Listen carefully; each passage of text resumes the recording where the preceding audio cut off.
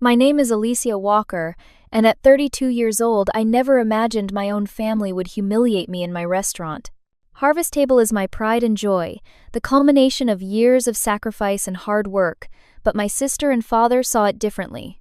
What was supposed to be a celebration dinner turned into a public reminder that in their eyes I would always be the family disappointment. Little did they know that evening would change everything when a single question from a stranger revealed what they had refused to see for years. Before I tell you how it all unfolded, let me know where you are watching from in the comments, and if my story resonates with you, please hit that like button and subscribe to hear more stories of triumph against family expectations. I grew up in a family where success had a very specific definition. The Walkers were known in our affluent Boston suburb for their financial acumen and social connections. My father, Harold Walker, built his investment firm from the ground up in his 20s, and by the time I was born, Walker Financial was managing portfolios for half the wealthy families in Massachusetts. He was the epitome of the American dream in many ways, except his version had no room for deviation from the script. My mother, Eleanor, came from old money but dedicated her life to being the perfect corporate wife and socialite. She organized charity galas, sat on museum boards, and always ensured our family presented the right image. Everything in our household revolved around appearances and achievement, but only certain kinds of achievement counted. From an early age, the expectations were clear. My sister Vanessa, 2 years older than me, embraced the family legacy wholeheartedly. She studied economics at Yale, joined my father's firm right after graduation, and worked her way up to vice president by 30. Not that it was entirely merit-based, but no one would dare suggest that to my father. My brother Zachary, 4 years younger than me, followed a similar path. He went to Harvard Law, secured a position at a prestigious corporate law firm, and specialized in the exact kind of finance law that benefited my father's clients. The golden boy who could do no wrong. Then there was me, the middle child, who never quite fit the Walker mold. While Vanessa was winning math competitions and Zachary was debating, I found my joy in our kitchen. My grandmother, my father's mother, ironically was the one person who encouraged my culinary interests. Grandma Rose had grown up poor in rural Kentucky before marrying my grandfather and moving to Massachusetts. She never lost her appreciation for good, honest food and the way it brought people together. Cooking is love made visible, she would tell me as we made biscuits together on Sunday mornings. Those hours in her kitchen were my sanctuary from the pressures of being a Walker. When she passed away, when I was 13, I felt like I had lost my only ally. My parents tolerated my kitchen hobby, as they called it, assuming I would eventually grow out of it and focus on more appropriate pursuits for someone of my background. Cooking was fine for catering staff or restaurant workers, but not for a Walker. We employed people who cooked. We didn't become them. I tried to please them. I really did. I got good grades in school, participated in the right extracurriculars, and eventually enrolled in the business program at Boston University. My father had pushed for an Ivy League school, but my grades weren't quite up to Vanessa's standard. It was the first of many disappointments I would deliver to the Walker family name. What they didn't know was that while I was dutifully attending business lectures during the day, I was taking culinary classes at night. I used the money from my campus job to pay for them, keeping the receipts hidden and washing the kitchen smells from my hair before returning to my apartment. It was exhausting living this double life, but those evening hours in the culinary school kitchen were the only times I felt truly alive. Graduation day should have been triumphant, but it felt hollow. I stood in my cap and gown holding a business degree I had no intention of using. My father had already secured me an entry-level position at a friend's investment firm, my mother had helped me pick out appropriate office attire, and my siblings had given me advice on corporate politics. They had my entire life planned out. I waited until after the celebratory dinner at Le Bernardin, my father's choice, of course. As we sipped coffee and ate petit fours, I finally gathered the courage to tell them. I've been accepted to the Culinary Institute of America. I said, my voice steadier than I felt. I start in the fall. The silence that followed was deafening. My mother's coffee cup froze halfway to her lips. Vanessa's eyes widened in disbelief. Zachary, still in high school, looked between us all nervously. My father broke the silence with a laugh that held no humor. Very funny, Alizia. Now, about your start date at Carrington's. I'm not joking, Dad. I don't want a corporate job. I want to be a chef. It's all I've ever wanted. What followed was the kind of family argument that leaves permanent scars. My father called me ungrateful and foolish. My mother cried about what people would say. Vanessa pointed out how I was throwing away opportunities people would kill for. Do you know how many connections we've used to set up your future? My father had shouted, his face red with anger. And you want to throw it all away to become a short-order cook? It's not like that, I tried to explain. Culinary arts is a respected field. There are Michelin-starred chefs who are revered worldwide. And how many actually reach that level? Vanessa had interjected. You'll waste your education flipping burgers and be back asking for help within a year. That night ended with my father delivering an ultimatum: accept the job he had arranged or be cut off financially. At 22, with student loans and minimal savings, it was terrifying. But something inside me couldn't back down this time. For once in my life, I had to choose my own path. I moved out the next day, taking only what I could fit in my car. My mother slipped me a check as I left, enough to cover 2 months' rent somewhere modest, but made me promise not to tell my father. It was the last significant help I would receive from my family for years. The next 3 years were the hardest of my life. I worked multiple jobs, often sleeping only 4 hours between shifts. I started as a dishwasher at Antonio's, a mid-range Italian restaurant in Cambridge, while taking night classes at a local culinary school that was far less prestigious than the CIA, but all I could afford. I lived in a tiny studio apartment with 3 other aspiring chefs, sleeping on a futon in the corner and keeping my few possessions in a single suitcase. We took turns using the kitchen to practice techniques, critiquing each other's dishes, and sharing ingredients to save money. There were moments when Vanessa's prediction almost came true. During one particularly brutal winter, the pipes in our apartment building burst and we were all forced to find alternative housing. My roommates went home to their families, but I couldn't bring myself to call mine. Instead, I slept in my car for 3 months, using the employee shower at the restaurant and storing perishables in the walk-in fridge with the chef's permission. I called my mother once during that period when I had developed a persistent cough that wouldn't go away. She sent medicine and another check, but advised me that my father hadn't softened his position. Just admit you made a mistake, Alizia, she had said. Everyone has setbacks in their 20s. No one would think less of you. But I would have thought less of myself, despite everything I was learning and improving. I had been promoted from dishwasher to prep cook, and the head chef had started teaching me his grandmother's sauce recipes after hours. For the first time in my life, I was on a path that felt right, even if it was infinitely harder than the one my parents had chosen for me. My big break came in the form of Jorge Mendez, the executive chef at Bella Luna, one of Boston's most respected Italian restaurants. He hired me as a line cook after Antonio's closed down suddenly when the owner had a heart attack. Jorge was different from any boss I'd ever had. He didn't care about my background or education. All that mattered was my work ethic and how I handled myself under pressure. You have good hands, he told me after watching me debone a dozen chickens in record time. But more importantly, you have good instincts. You can teach technique, but you can't teach taste. Under Jorge's mentorship, I flourished. I moved from line cook to sous chef within 18 months. The hours were brutal, the conditions sometimes unbearable, with kitchen temperatures reaching over 100 degrees in summer, but I loved every minute. Jorge didn't just teach me cooking, he showed me the business side as well. If you want to make real money in this industry, you need your own place, he advised one night as we shared a beer after closing. Working for someone else, even at the highest levels, will only take you so far. The idea of opening my own restaurant seemed laughably out of reach. I had managed to save some money, but nowhere near enough for a restaurant in Boston. I had no connections for investors, and my credit score had taken hits during my hardest times. Still, I started researching, spending my days off looking at vacant commercial spaces and talking to other restaurant owners about their experiences. Most discouraged me, citing the high failure rate of new restaurants and the crushing workload of ownership.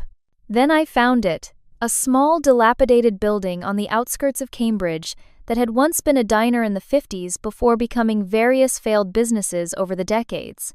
The owner was looking to unload it quickly after another tenant had abandoned a half-finished renovation. The location wasn't prime, the building needed massive work, but something about it called to me. When I brought Jorge to see it, he shook his head. "It needs at least $300,000 in renovations before it could pass inspection," he said. "The kitchen is ancient, the roof probably leaks, and there's likely asbestos in the ceiling." He wasn't wrong, but I couldn't shake the feeling that this was my opportunity. I applied for small business loans at 7 different banks. All 7 rejected me, citing my limited experience as an owner, the poor location, and the risky nature of restaurant ventures. I was about to give up when Jorge called me into his office one evening. "I've been watching you for 2 years," he said. "You're the hardest worker I've ever seen, and your food makes people happy. That's a rare combination." He slid a check across the desk. It was for $50,000, a staggering amount from someone I knew wasn't wealthy himself. "This is my retirement fund," he admitted. "But I'm betting on you. Find the rest and I'll be a silent partner, 10% stake." With Jorge's investment as collateral, I secured a small business grant aimed at female entrepreneurs. I launched a crowdfunding campaign that caught the attention of several regular customers at Bella Luna who contributed significantly. I maxed out 2 credit cards and took out a personal loan with an interest rate that made me nauseated. By some miracle, I scraped together enough to buy the building and start renovations. That's when the real nightmares began. The first contractor took my deposit and disappeared after tearing out half the plumbing. The replacement I found charged me double to fix the first guy's mistakes. We discovered black mold behind the walls that ate up $20,000 of my budget to remediate. The ancient electrical system needed to be completely replaced to meet code. Every day brought a new disaster. The vintage refrigeration unit I'd purchased at auction turned out to be defective. The custom tables I'd ordered came in the wrong size. The hand-blown light fixtures I'd splurged on arrived shattered. 3 months into renovations, with the opening date pushed back repeatedly, I ran out of money. I sat alone in the half-finished space one night, surrounded by tools and construction materials, and cried for the first time since leaving my parents' home. I was 28 years old in debt, up to my eyeballs, and facing the very real possibility that Vanessa had been right all along. That night, I did something I hadn't done in years. I called my brother Zachary, who had just passed the bar exam and started at his law firm. We hadn't spoken much since I left, but he had always been the least judgmental of my family. "I need legal advice," I said, too proud to admit. I was actually asking for help, about bankruptcy options. Zachary listened as I explained my situation. Then, to my shock, he offered to loan me $30,000 of his own savings. "Don't tell Mom and Dad," he said. "But I've been following your journey through mutual friends. You deserve a chance to see this through." With Zachary's loan, I was able to complete the renovations. We opened Harvest Table 6 months later than planned, with half the staff I had initially hired having found other jobs during the delays. Opening night was a disaster by conventional standards. The sous chef I'd hired from a prestigious downtown restaurant panicked when we got slammed and walked out mid-service. One of the servers dropped an entire tray of appetizers. The point-of-sale system crashed twice, but somehow we survived. The food that did make it out received enthusiastic praise. A food blogger who happened to be dining that night posted glowing reviews of our signature dishes. Most importantly, people came back. The first year was touch and go. There were weeks when I wasn't sure I could make payroll, let alone pay suppliers. I took no salary myself, continuing to live in a tiny apartment with a roommate and working 17-hour days. I learned every position in the restaurant out of necessity, from bartending to dishwashing, when staff didn't show up. Slowly things improved. A positive review in the Boston Globe brought in new customers. Our farm-to-table concept, featuring relationships with local farmers and a menu that changed with the seasons, gained traction as the farm-to-table movement grew nationally. I paid back Zachary's loan with interest after 18 months. By the end of the second year, we were consistently booked on weekends. I had assembled a reliable core staff who shared my vision and work ethic. We expanded the bar area and added outdoor seating in the small courtyard I had initially used for herb gardens. In our third year, something magical happened. Boston Magazine named Harvest Table Best New Restaurant, a prestigious local award that usually went to high-concept downtown establishments backed by restaurant groups. The accompanying article praised our commitment to local sourcing, the warmth of the atmosphere, and the clear passion behind every dish. The night we received the award, I brought the entire staff on stage with me. They were more than employees. They had become the family I had lost when I chose this path. As we celebrated with champagne after closing, I realized that for the first time in my adult life, I felt truly proud of what I had accomplished. More importantly, I had done it on my terms. The call from my mother came on a Tuesday morning as I was reviewing produce orders for the week. I hadn't heard her voice in nearly 2 years, not since the brief awkward exchange at my cousin's wedding where my parents had acknowledged me with stiff nods before gravitating to Vanessa and Zachary for the remainder of the event. "Alicia, darling," she said, as if we spoke regularly, "how have you been?" The conversation that followed was a masterclass in avoiding substantive topics. She asked about my health, commented on the weather, mentioned a few distant relatives' life events. Not once did she ask about my restaurant or career. It wasn't until 10 minutes into this strange exchange that she revealed the purpose of her call. "Your father is turning 60 next month," she said. "We're having a family dinner to celebrate. It would mean a lot to him if you were there." I nearly laughed aloud at the absurdity of the claim. My father had made it abundantly clear that my choices had disappointed him beyond redemption. The last time we had spoken directly, he had referred to my culinary career as my ongoing rebellion. "Mom, I don't think that's a good idea," I said carefully. "Things are still complicated between us." "It's his 60th birthday, Alicia," she replied, her tone sharpening slightly. "Family should be together for milestones like this. Vanessa is flying in from New York, and Zachary is taking time off from a very important case. Surely you can manage one evening." The guilt trip was familiar territory, as was the implication that my work was less important than my siblings. Still, I found myself wavering. Despite everything, they were my family, and some small stubborn part of me still hoped for reconciliation, for acknowledgement that the path I had chosen had merit. "Where are you planning to have dinner?" I asked, not yet committing. "Your father wants to try that new place everyone's talking about. Harvest something or other? Apparently it's quite hard to get a reservation, but you know your father." My heart nearly stopped. "Harvest Table. That's it, do you know it?" The irony was so perfect I almost thought it was a setup, but my mother's tone held no guile. They had no idea. In all these years, despite the magazine article and award, they had never connected my restaurant with me. It was so far outside their conception of my capabilities that even seeing my name hadn't triggered recognition. "I've heard of it," I said carefully. "When exactly is this dinner?" She gave me the date, 2 weeks away on a Friday. We were indeed fully booked that night with a wait list 20 names deep. But I was the owner. I could make room for my own family if I wanted to.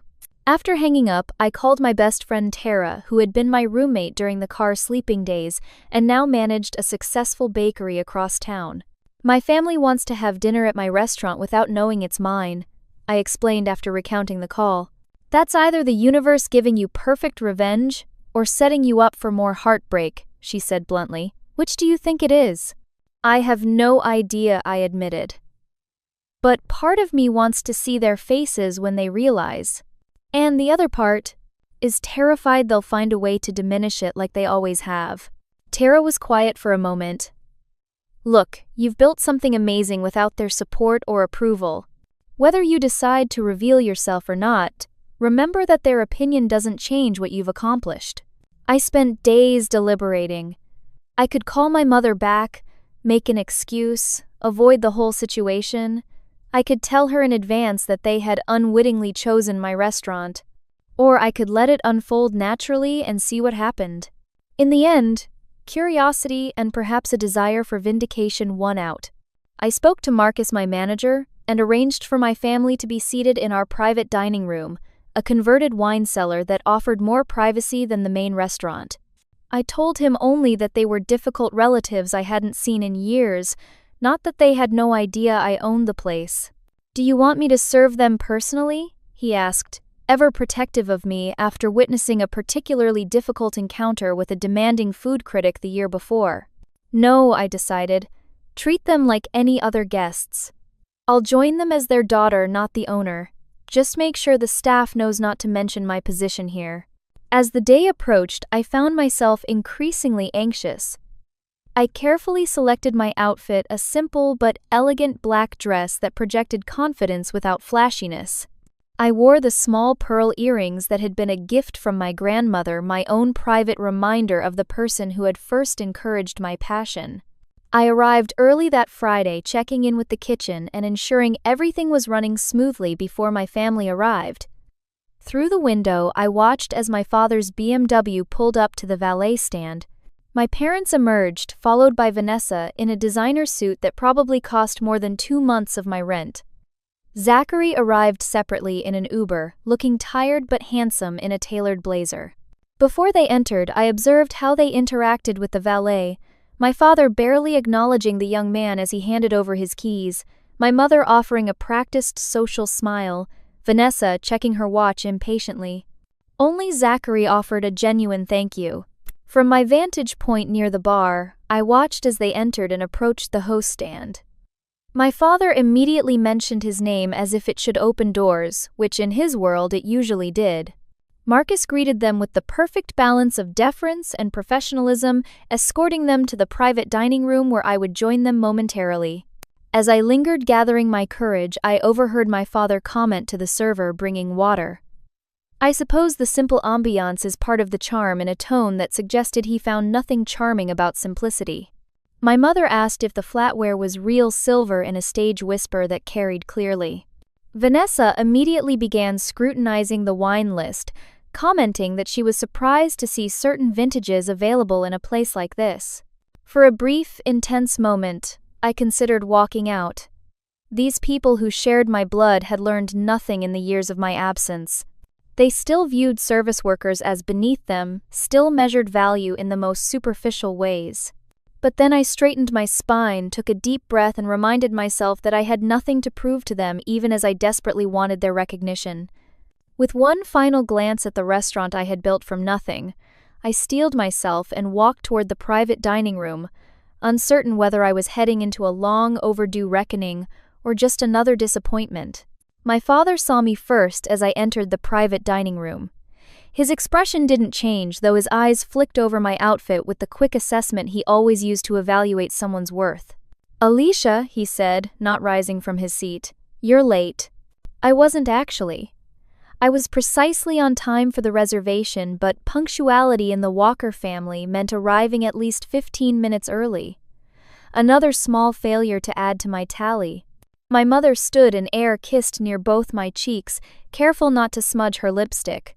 "Darling, you look healthy," she said, the slight pause conveying volumes about her opinion of my appearance. Vanessa offered a tight smile that didn't reach her eyes. "Nice to see you could make it." I had to reschedule 2 client meetings to be here. Only Zachary gave me a genuine hug. "Good to see you, Liz," he said, using my childhood nickname. "It's been too long." I took the remaining seat directly across from my father at the rectangular table. The positioning felt symbolic, somehow like opposing generals meeting to negotiate terms. So my father began after the server had taken our drink orders. "I understand congratulations are in order. Zachary tells me you're still working in food service." The phrasing was deliberate, I knew. Not culinary arts or restaurant industry, but food service, as if I were still a teenage waitress at the local diner. "Yes," I replied simply. "I am." "Well, persistence is admirable," my mother interjected brightly, "even if the path is unconventional." The appetizers arrived, a selection of our most popular starters. The server, Lily, one of our best, described each dish with perfect knowledge of the ingredients and preparation. My family listened with expressions ranging from polite boredom, my father, to barely concealed condescension, Vanessa. "The figs are local," Lily explained, from a farm, just 30 miles north of here. The chef has a special relationship with the farmer who grows them specifically for our menu. I'm sure that's fascinating for people who are interested in that sort of thing, Vanessa commented after Lily left. Personally, I'd rather just enjoy my food without the agricultural lecture. Some people care about where their food comes from, I said, unable to keep the edge from my voice. Sustainability and supporting local businesses matter to many consumers now. Yes, well, that's the trend, isn't it? My father said dismissively.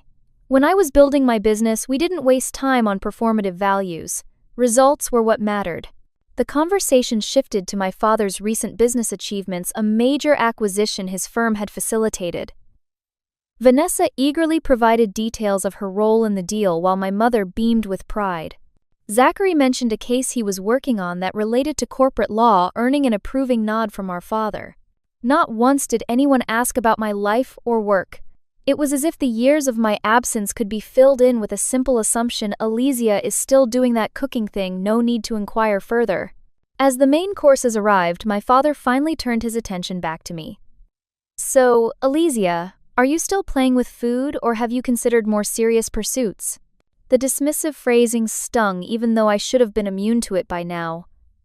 I'm not playing with anything, Dad. I'm building a career I'm proud of. A career, he repeated, as if testing an unfamiliar word. I suppose that's one way to look at it.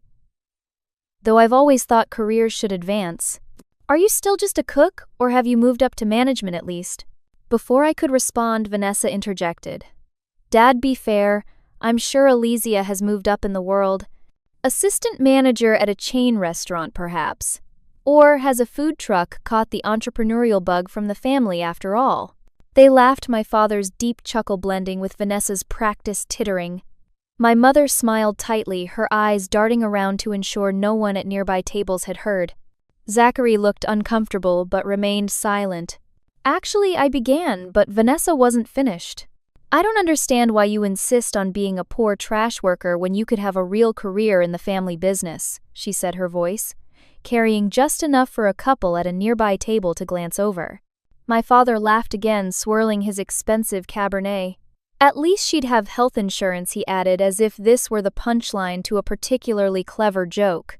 My mother's smile became strained, but she said nothing in my defense. Zachary looked at his plate, shoulders tense, but he too remained silent. The words hit like physical blows. Poor trash worker. Not just dismissing my career, but me personally. In that moment, I felt 13 again, bringing home an A- on a math test while Vanessa had earned an A+. My father's disappointment palpable as he asked why I couldn't be more like my sister. I felt heat rising to my face, a mixture of shame and rage building behind my sternum. Years of dismissal, of condescension, of being the family disappointment crystallized in that moment. I could feel my hands shaking slightly and clasped them together under the table. Part of me wanted to scream, to flip the table, to create the scene my mother was so terrified might happen. But another part, the part that had survived every hardship on the way to building my restaurant, kept me steady. Before I could form a response, a commotion at the next table caught everyone's attention. A server had accidentally spilled a glass of red wine and several drops had landed on Vanessa's cream-colored designer blouse. "Oh my God!" she exclaimed, jumping up. "This is a $3,000 Chanel. Are you completely incompetent?" The server, Kevin, who was actually one of our newer staff members still in training, looked mortified. "I am so sorry, ma'am. Please let me get some club soda for that right away." "Club soda won't fix this," Vanessa snapped, her voice rising. "Do you have any idea what you've done? I expect this restaurant to cover the dry cleaning at minimum." Kevin looked increasingly distressed. "Of course, ma'am. Let me get my manager right away." "Don't bother with the manager," my father interjected. "We'll be speaking to the owner about this unprofessional service." Something in me snapped. I stood up, placing my napkin carefully on the table.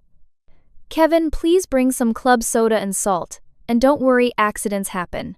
My family stared at me in shock, unused to me contradicting them, especially in public. "Alesia, sit down," my mother hissed.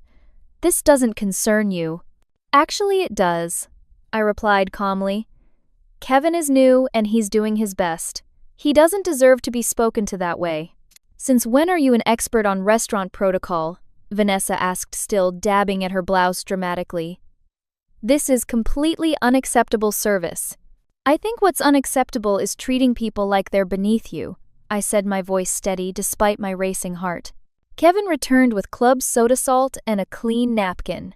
I showed him how to properly treat the stain, a technique I had learned during my years in food service. As we worked, I assured him quietly that everything was fine and he shouldn't worry. My family watched this exchange in stunned silence, clearly trying to process this unexpected behavior from me. It was in this tense moment that an older gentleman approached our table, his face lighting up with recognition when he saw me. "Alizia, I thought that was you," the man exclaimed warmly. "The duck confit is exceptional tonight. You've outdone yourself again." I recognized Dr. Benjamin Harris immediately. He was a cardiologist at Massachusetts General Hospital and one of our most loyal customers, dining with us at least twice a month since we'd opened. He knew me well and had been one of the first to congratulate us on the Boston Magazine Award. "Thank you, Dr. Harris," I replied, genuinely pleased to see him despite the circumstances. "I'm glad you're enjoying everything." My family watched this exchange with evident confusion. Vanessa's wine-stained blouse was momentarily forgotten as they tried to make sense of this unexpected interaction. Dr. Harris glanced around the table, noting the family resemblance. Are these your relatives? Wonderful to meet you all." He shook hands with my father, who responded automatically to the gesture. "You must be very proud of what your daughter has accomplished here." My father's brow furrowed slightly. "I'm sorry, what exactly do you mean?" Dr. Harris looked between us, seeming to sense the tension. "With Harvest Table, of course. One of the best restaurants in Boston now, in my opinion. That recent award was well-deserved." The silence that fell over our table was absolute. My mother's face had gone pale, my father's expression frozen in confusion. Vanessa's mouth actually hung open slightly. Only Zachary showed a different reaction, a slow smile spreading across his face. Then Dr. Harris asked the question that changed everything. "What's the owner doing serving family tonight? Special occasion." My father's head whipped toward me, eyes wide with disbelief.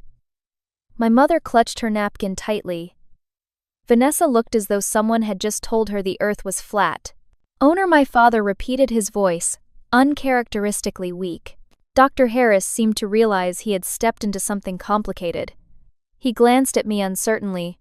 I took a deep breath and straightened my shoulders. "Yes, Dad. I own Harvest Table.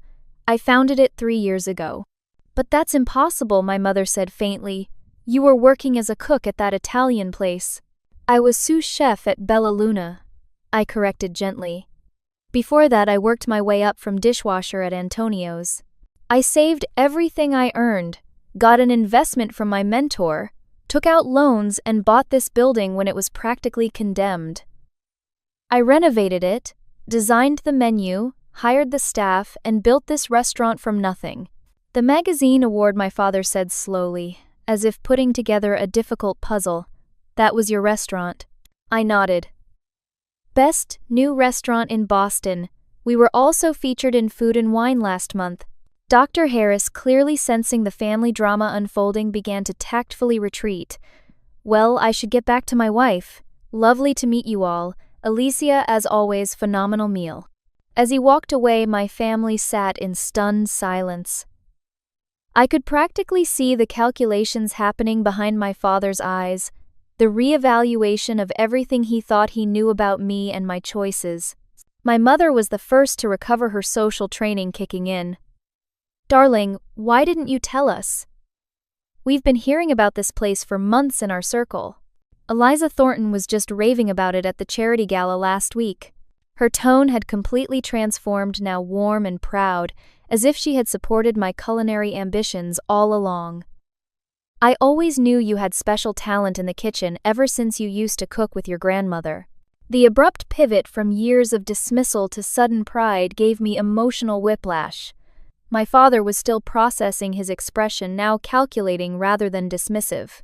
"How much business does this place do annually?" he asked the financier in him taking over. Before I could answer, Vanessa found her voice. "This is your restaurant. You actually own this entire place." The disbelief in her tone was almost comical. Yes, Vanessa. I own Harvest Table, every table, chair, and wine glass. I designed the space, created the concept, and built the team. I need another drink, she muttered, signaling to Kevin, who was hovering nearby. At that moment, Marcus approached the table. He had clearly been keeping an eye on the situation from a distance. "Everything all right, boss?" he asked me directly, no longer maintaining the pretense that I was just another guest. "Everything's fine, Marcus. Thank you." The Sullivan party just canceled their reservation for next week, by the way. That food critic from the Tribune wants the table instead. Should I confirm? "Yes, go ahead," I replied. "And make sure Eduardo knows to prepare something special. Last time the critic was especially impressed with his seafood paella." Marcus nodded and departed, leaving my family to absorb yet another piece of evidence that I was actually in charge here. "Boss," my father repeated, sounding the word out as if it were in a foreign language. "I employ 37 people," I said quietly. 15 in the kitchen, 22 front-of-house staff. We're open 6 days a week, and we've been booked solid for dinner service every night for the past 8 months. My brother finally spoke up. "I knew you'd make it, Liz. I've been following your progress, though I had no idea it had grown this successful." "You knew about this?" my father demanded, turning to Zachary. "I knew she was working toward opening her own place," he admitted. "I didn't know it was Harvest Table until just now." My father's expression shifted again, now recalibrating his approach. I had seen this look countless times in business discussions, a swift adaptation when new information required a change in strategy. "Well," he said, his tone now carefully measured, "it seems you've done well for yourself after all, Elijah. I suppose I should congratulate you on your success." The hesitation before success was slight but unmistakable. Even now, he couldn't quite bring himself to offer unqualified approval. My mother had fully pivoted to proud parent mode. "We always knew you were capable of great things, darling. Your father and I were just concerned about the difficulty of the restaurant business. So many fail, you know." 60% in the first year, I agreed. 80% within 5 years. We've beaten those odds handily. Vanessa remained quiet, her expression hard to read.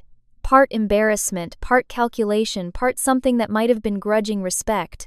The remainder of the dinner proceeded with an entirely different energy. My father asked pointed questions about the business aspects of the restaurant, my mother enthused about the decor and atmosphere, as if seeing it with new eyes, and Vanessa made several comments about always knowing I had a good palate. Zachary caught my eye across the table and gave me a subtle wink. Of all of them, he seemed genuinely happy for me, rather than just impressed or calculating how this new information fit into their worldview. As dessert was served, our signature deconstructed apple pie with bourbon caramel, a dish that had been featured in several publications, my father cleared his throat. "Alizia, your mother and I have been discussing, and we think it's time to put the past behind us. Clearly you've proven your unconventional choice has merit. I'd like to discuss potentially investing in your restaurant. Perhaps an expansion. With the Walker name behind you, we could turn this into a proper restaurant group." And there it was. Not an apology, not an admission of being wrong, but an attempt to co-opt my success and bring it under the family umbrella where it could be properly controlled and directed. I smiled politely, buying time by taking a small bite of dessert. "That's an interesting proposition, Dad. Let me think about it." The dinner concluded with superficial pleasantries and promises to talk more soon about business opportunities. As they prepared to leave, my father pulled me aside. "I'd like you to come by the house tomorrow," he said. "We can discuss the details of a potential investment. I think with my business acumen and your cooking skills, we could really make something of this place." I nodded noncommittally, watching as they collected their coats and headed for the exit. Vanessa paused at the door, turning back to look at the restaurant. My restaurant, with an expression I couldn't quite decipher before following our parents out. Zachary hung back. "You know he's just trying to claim credit for your success, right?" he said quietly. "I know. You don't need his money or his name." "I know that too," he smiled. "Good. For what it's worth, I'm really proud of you, Liz. And I'm sorry I didn't stand up for you more over the years." That at least felt genuine. I hugged him briefly before he too departed, leaving me standing alone in my restaurant, feeling both vindicated and strangely hollow.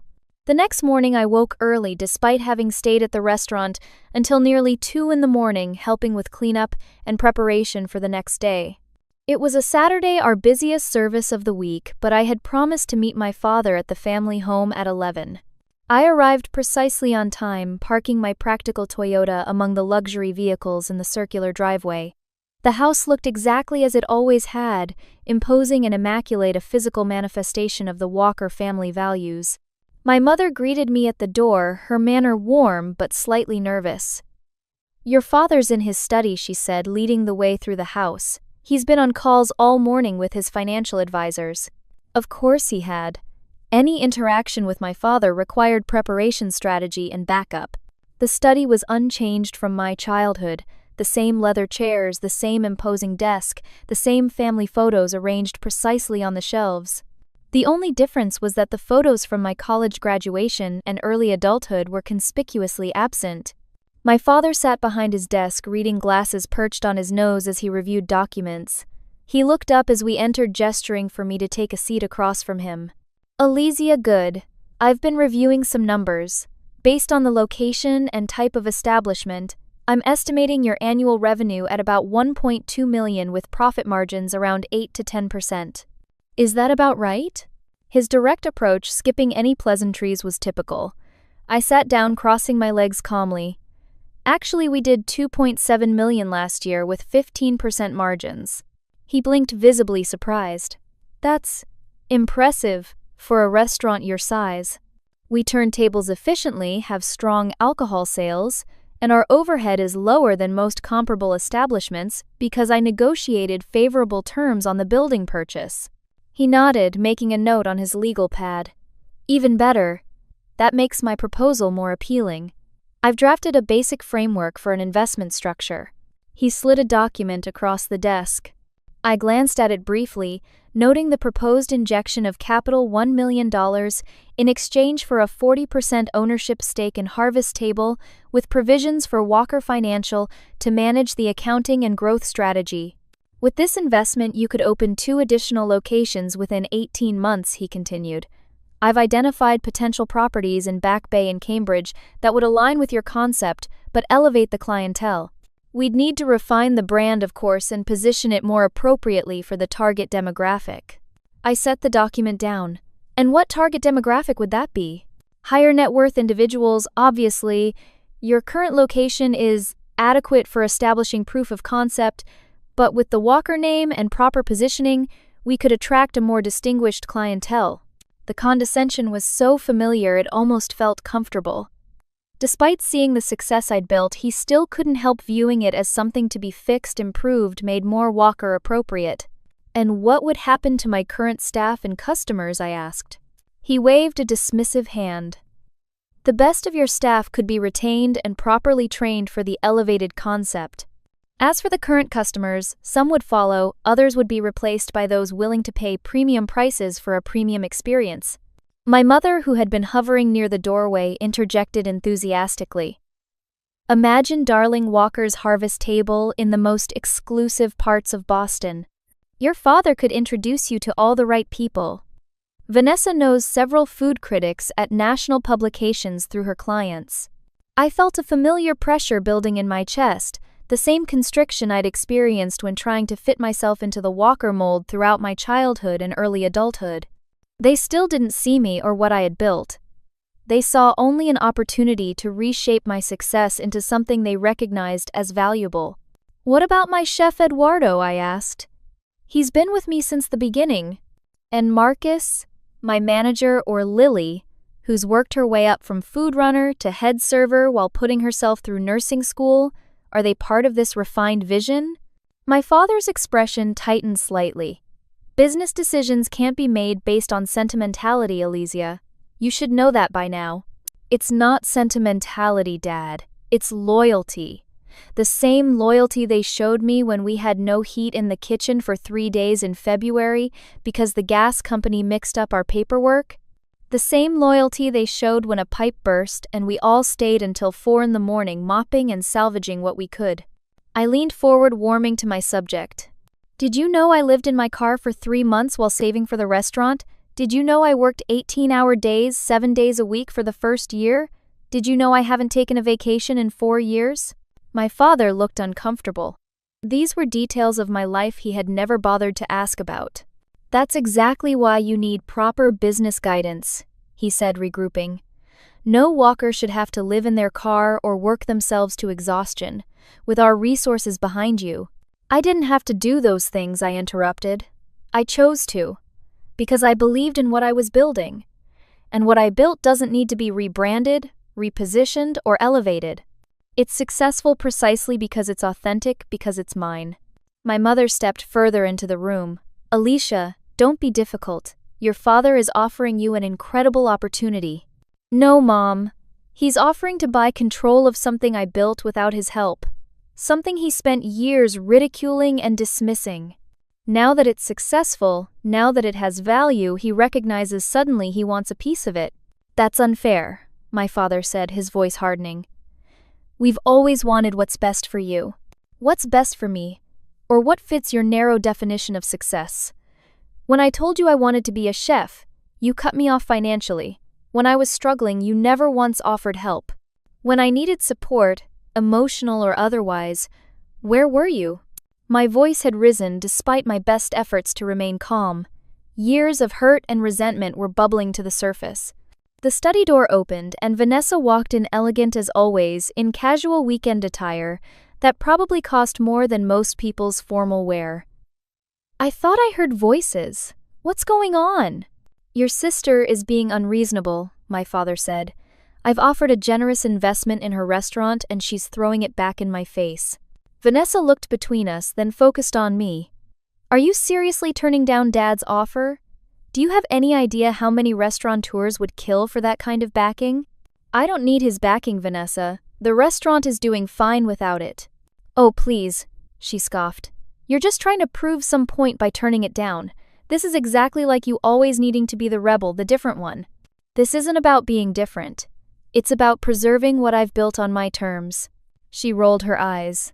You got lucky with that restaurant. The location happened to become trendy, farm to table became fashionable, and you caught a wave. But trends change, Alicia.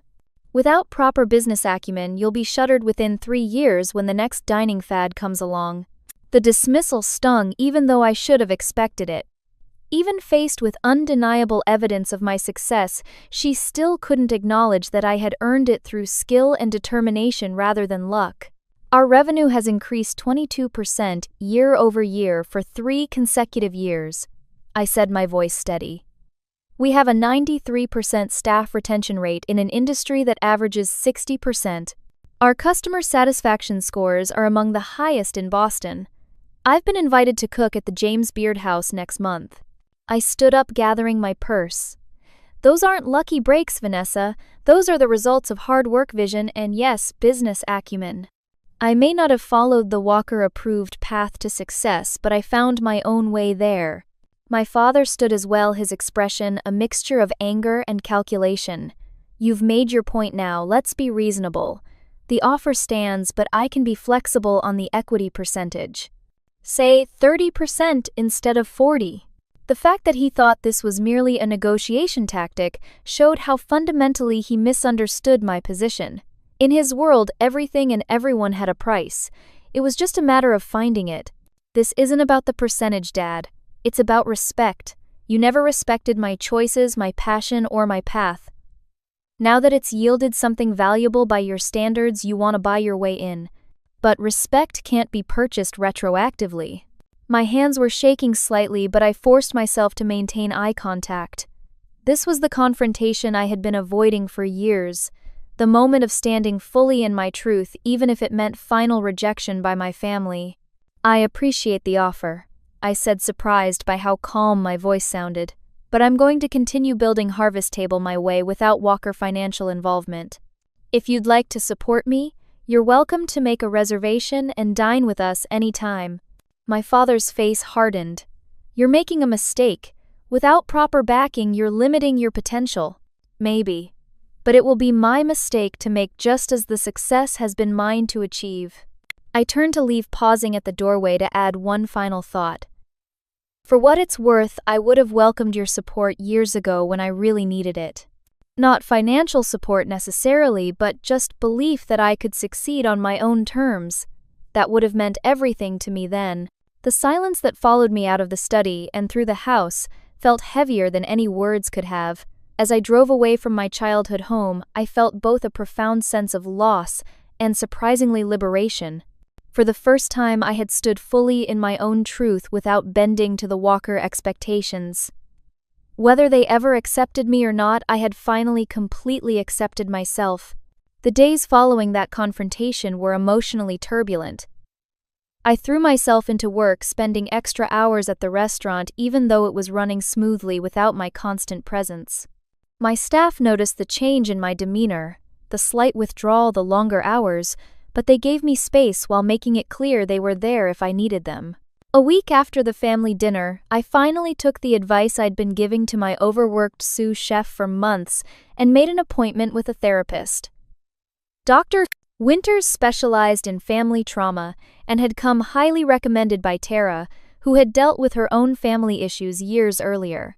Family expectations can be powerful forces, Dr. Winters observed during our first session, especially when those expectations are tied to love and acceptance.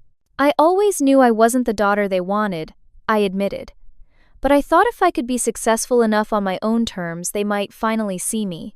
And now that you've achieved that success, they still don't really see me. They see an opportunity, a business prospect, something to bring under their control. Over the next few weeks, Dr. Winters helped me understand that my family's approval might never come in the form I wanted, and more importantly, that I no longer needed it the way I once had. I had built my own success, my own community, my own definitions of what mattered. About a month after the confrontation, my mother called and asked to meet for lunch. We chose neutral territory, a small cafe halfway between my restaurant and her charity foundation office. She looked older than I remembered, more fragile somehow, as if the facade she had maintained for decades was beginning to crack. "I've been thinking about what you said," she began after we had ordered. "About wanting our support years ago." I nodded, waiting for her to continue. "I should have stood up for you," she admitted, surprising me with her directness.